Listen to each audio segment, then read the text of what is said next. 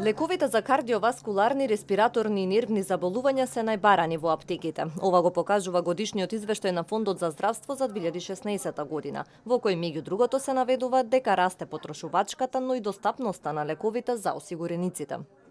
Во периодот од 2008 до 2016 година повеќе од двојно е зголемен бројот на количините или рецептите за лекови и двојно е зголемен износот, финансискиот износ за лекови на рецепт на товар на Фондот за здравство.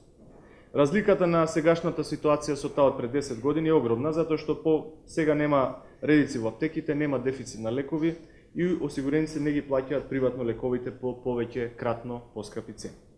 Лекови на рецепт изминатава година подигнале 1,23 милиони или 66% од вкупниот број осигуреници. Според статистиките, потрошувачката на лекови е најголема во Скопскиот регион, а најмала во североисточниот.